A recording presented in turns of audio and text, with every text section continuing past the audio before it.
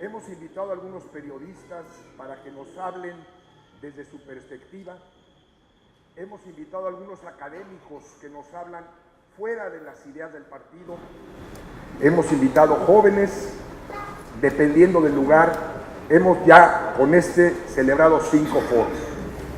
Pero aparte de los foros, el partido está llevando a cabo varios programas de capacitación que tienen que ver con la formación del liderazgo de jóvenes y de mujeres, y estamos por editar algunas pequeñas publicaciones modestas que nos permitan difundir la tarea de un partido que persevera, que es tenaz y que está muy claro del rol que le toca en el momento actual.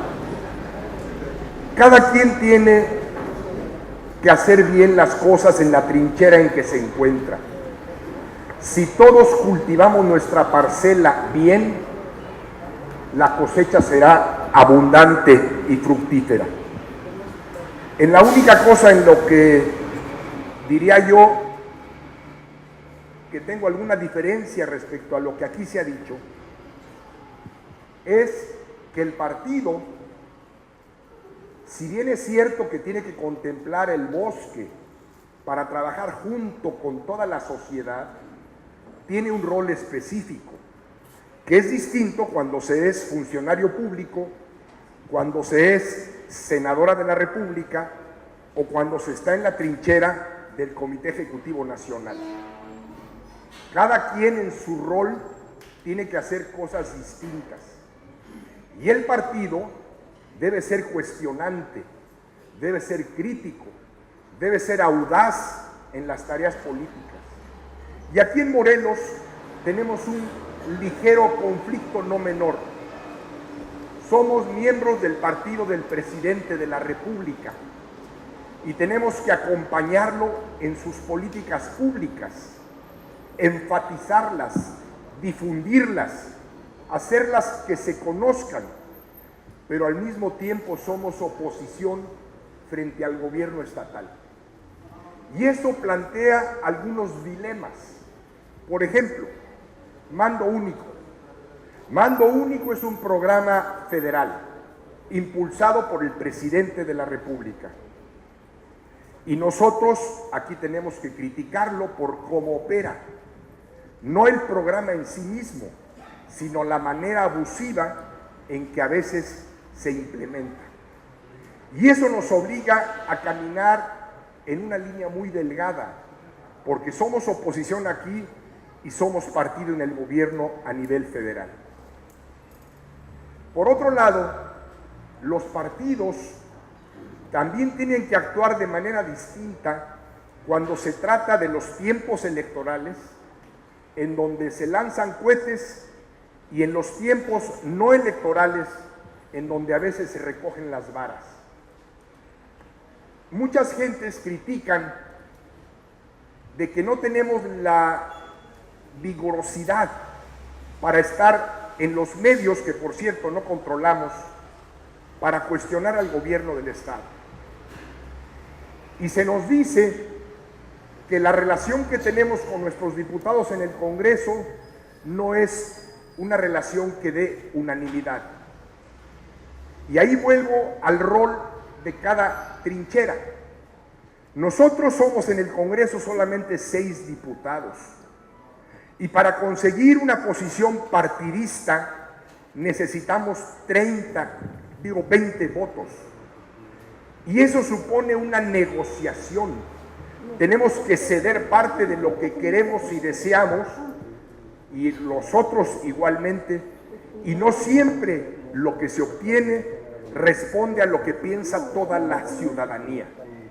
Por ejemplo, en el caso del juicio político, el Congreso, que es un cuerpo colegiado, tiene que tener el punto de vista de las 11 fracciones parlamentarias ahí representadas, pero además tiene que someter sus decisiones a la ley y a la norma. Y la demanda de juicio político que se presentó carecía de algunos elementos sustantivos que le dieran legalidad. Y nuestros diputados consideraron que no procedía la demanda de juicio político. Pero ¿qué es lo que ha dicho el partido? El partido no coincide con ese punto de vista. Lo que el partido ha dicho por mi conducto es que la demanda debió haberse turnado a la Comisión de Gobernación y que ahí debe haberse dirimido el juicio con los argumentos de los demandantes y de quien era acusado, pero que respetábamos el punto de vista de los diputados, pero como partido teníamos otro rol y otro papel. Finalmente, el juicio está en la calle. El juicio, más allá de lo normativo, está dado por lo que la gente piensa en las calles. Y eso es lo que finalmente como partido nos interesa. Ahora, Jorge se refería a unas cosas que estimo muy importantes. La fragmentación del voto a nivel nacional. Y el hecho de que quien gobierna es sustituido por un partido distinto al que tenía el que gobernaba. Fue el caso de Guerrero, donde gobernaba el PRD, y seguramente el del claxon es alguien de ese partido. Gobernaba el PRD y ahora gana el PRI. En Sonora gobernaba el PAN y ahora gana el PRI. En Michoacán gobernaba el PRD, ahora gana, ahí sí, gobernaba el PRI y ahora gana el PRD. Es decir, el poder desgasta. Una vez que se toma protesta, empieza el cuestionamiento y la crítica, y por eso se está produciendo la alternancia. Y el problema que tenemos es que esa fragmentación no tiene a veces la lógica que quisiéramos que tuviera. Lo digo de otras palabras. El PRI en este proceso del 2015 aportó 753 candidatos a puestos de elección popular que estaban registrados en el PRI y que se fugaron a otras fuerzas políticas. Unos me dirán, fue culpa del presidente que no les dio cabida y no abrió las candidaturas. Como si hubiera yo podido acomodar a los 753 más todos los que entraron en los escasos espacios de participación política. No, la fuga se debió a que una de las características de nuestro tiempo es que no existe consistencia ideológica y que las personas en este despropósito de los partidos están participando más por intereses particulares que por principios y valores de orden político.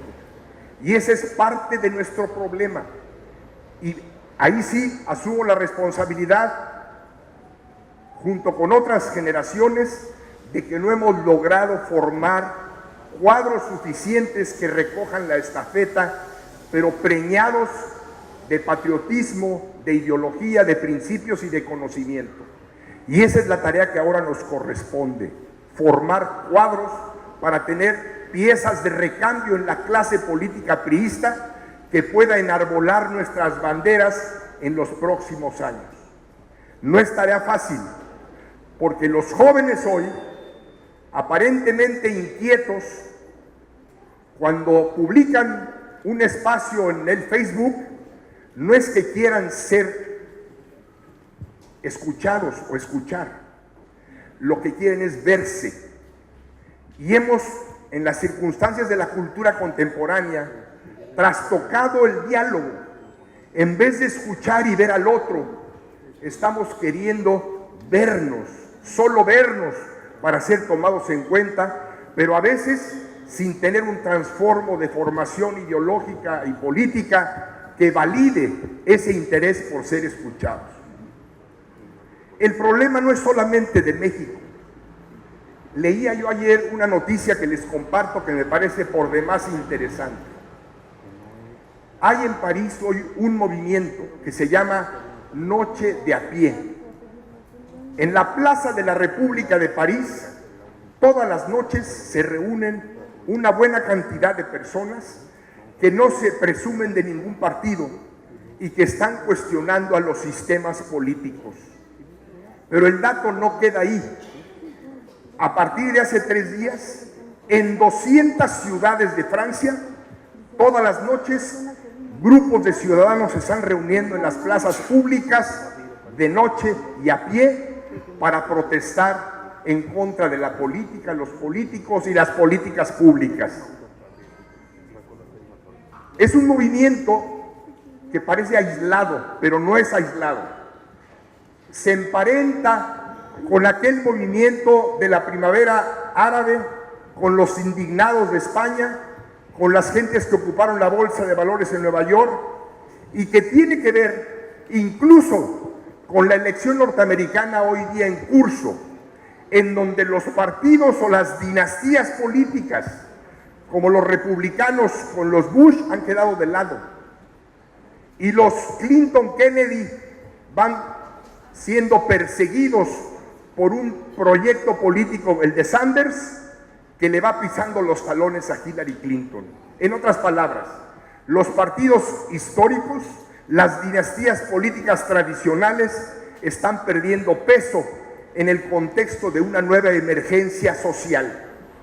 Y ese contexto no lo podemos perder de vista en México y mucho menos en Morelos. Sobre todo en Morelos, en donde tenemos 11 partidos, cada uno de los cuales supuestamente está representando solo a una parte de la sociedad.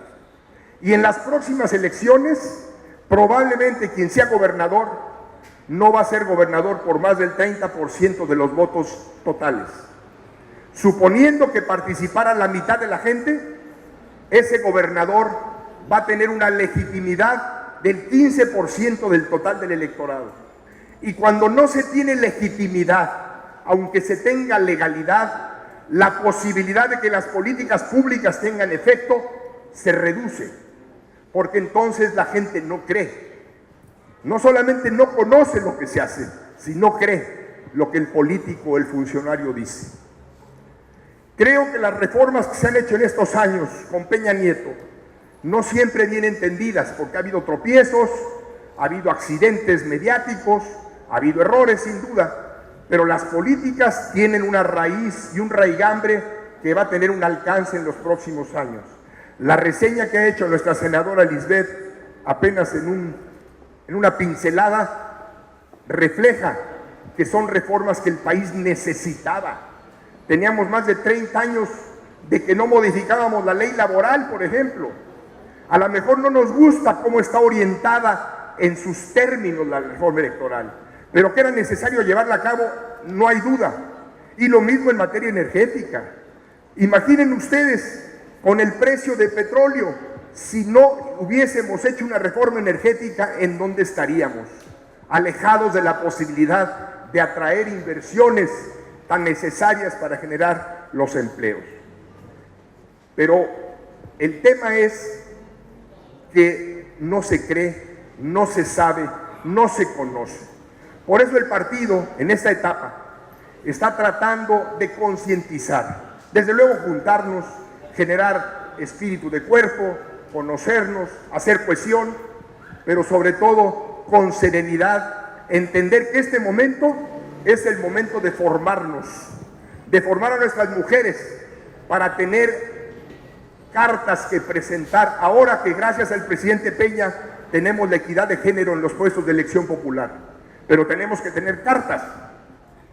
El proceso que terminó el 15 de junio, o el 7 de junio, no me acuerdo qué día fue, el 7 de junio, estuvo lleno de accidentes. Ya voy a terminar. Cuando tomé el partido, el tren estaba en marcha. La instrucción que tuve del presidente Camacho entonces fue: ¿aceptas dirigir al partido y no pretender ningún cargo de elección popular? Digo, si ayudo en eso, acepto. Y por eso acepté a tomar un tren caminando, con un caballo a medio del río, con intereses encontrados, y yo tenía la obligación de estabilizar, de depurar, de limpiar, de no vender candidaturas y tratar de escuchar a todos. Desde luego que hubo inconformes, hubo muchos inconformes, y tenía que haber inconformes. Imagínense ustedes, en Jantetelco, por ejemplo, los 11 partidos que se presentaron, eran de priistas. Aún si hubiera yo invitado a los 10 a que fueran parte del cabildo, pues no cabían, había un regidor o dos en disputa. Pues los 10 que se fueron por otros partidos estaban enojados. Y así miles que por falta de fuerza, aquí en Jutepec nos pasó muchísimo. Gente que militaba en nuestras filas dejó el partido por intereses particulares, por enojo o por X otra razón. Y eso es lo que no podemos permitir, pero es un fenómeno que ahí está y que no podemos desconocer. Por eso en este momento lo que tenemos que hacer es capacitar, orientar, reflexionar, alimentar la acción, porque la acción sin reflexión es anárquica y la acción sin reflexión también. Entonces necesitamos las dos cosas, pensar qué es lo que hay que hacer y actuar conforme a lo que hemos pensado que debemos hacer. Yo les agradezco muchísimo su atención, desde luego. Ojalá que estos foros nos ayuden a consolidar a un partido que tiene madera, que tiene arraigo, que tiene militantes probados, pero que falta que consoliden su conciencia, consolidemos nuestra conciencia de militantes, para no perder la oportunidad de que en el horizonte se pierdan los esfuerzos que hoy un gobierno priista está encabezando. Y por cierto, Jorge viene como ciudadano, porque ahora resulta que por ahí está un inspector del INE que les va a hacer una preguntita a la salida, porque ahora todos nos checan. Hemos caído ya en una burocracia de la política que a veces le pierde hasta la pasión. Y termino nada más diciéndole algo que creo que debo informar. El partido recibía, el PRI local, mensualmente el año pasado, 1,069,000 pesos. Este año va a recibir 782 o por ahí. Una baja sensible. Pero además tenemos una sanción de 242,000 pesos mensuales que nos hace que el partido tenga poco menos de 480,000 pesos para operar políticamente. Ustedes se preguntarán, ¿y por qué la sanción? Pues simplemente porque en el 2014, piensen que yo llegué en octubre, finales de octubre del 2014, los comprobantes que se rindieron ante la autoridad no tenían el respaldo fiscal. Y en consecuencia se nos rechazaron los comprobantes y ahora tenemos que resarcir 9 millones y un poco más en 3 años.